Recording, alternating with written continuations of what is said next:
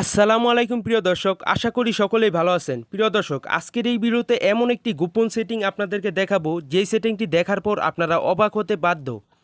তো সেটিংটি হচ্ছে, আপনারা কোনো থার্ড পার্টি অ্যাপ্লিকেশন ছাড়া আপনাদের ফোনের ছবি এবং ভিডিও আপনারা লুকিয়ে রাখতে পারবেন, মানে হাইড করে রাখতে পারবেন কোনো প্রকার থার্ড পার্টি অ্যাপ্লিকেশন ছাড়া।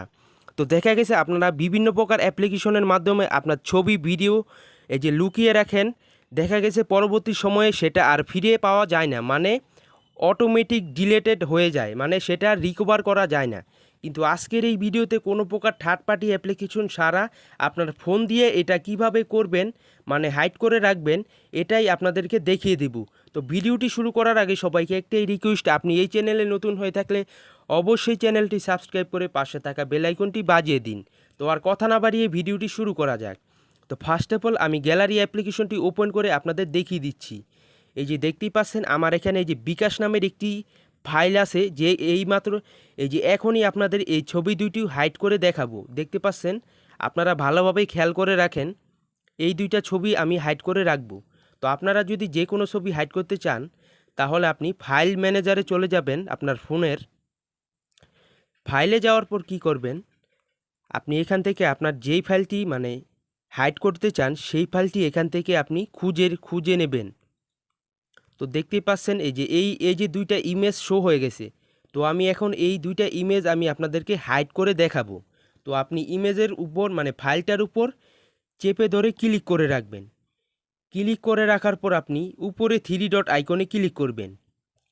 ক্লিক করার পর দেখতে পাচ্ছেন রেনেম নামের একটি অপশন, মানে রিনেমের উপর ক্লিক করবেন। ক্লিক করার পর এই অপশনটিতে একদম প্রথমে চলে আসবেন, মানে বিকাশ মানে যেই ফাইলটি আপনি হাইড করবেন সেই ফাইলের প্রথমে আসার পর একটি ডট মানে একটি ফুল স্টপ লিখে দেবেন। ফুল স্টপ লিখে দেওয়ার পর আপনি ওকে অপশনে ক্লিক করবেন। ওকে অপশনে ক্লিক করার পর এবার একটি ম্যাজিক দেখবেন প্রিয় দর্শক। আপনারা দেখতে পাচ্ছেন প্রিয় দর্শক, আমার কিন্তু অটোমেটিক এখান থেকে আমার দুইটা ইমেজ কিন্তু হাইড হয়ে গেল। দেখতে পাচ্ছেন আমি কিন্তু কোথাও এই অপশনটি খুঁজে পাচ্ছি না, দুইটা ইমেজ আমার অটোমেটিক হাইড হয়ে গেল। এবার যদি আমি এটা কিভাবে আপনারা এটা আবার ফিরিয়ে আনবেন, মানে শো করাবেন গ্যালারিতে, আপনারা ফাইল ম্যানেজারে আসার পর দেখতে পাচ্ছেন উপরে থ্রি ডট আইকন অথবা আপনার কর্নারে নিচেও থাকতে পারে, আপনি থ্রি ডট আইকন বা মোর আইকনে ক্লিক করবেন। তো এক এক ফোনে এক এক সিস্টেম। এখান থেকে আসার পর আপনি সেটিং অপশনটি দেখতে পারবেন, এই সেটিং অপশনটি খুঁজে নেবেন। খুঁজে নেওয়ার পর আপনি এখান থেকে একটি অপশন দেখতে পাচ্ছেন, এই যে শো হিডেন ফাইল। তো এই অপশনটি আপনার অফ করা থাকবে। তো এই অপশনটি কি করবেন, আপনি অন করে দেবেন। অন করে দেওয়ার পর সাথে সাথেই আপনার ম্যাজিক দেখতে পারবেন। ম্যাজিকটি দেখার পর আপনার যেই ফাইলটিতে আপনি এইমাত্র আমি যেই ফাইলটি হাইড করেছি সেই ফাইলটি এখানে শো করবে। আমি একটু ভালোভাবে খুঁজে নেই ফাইলটি।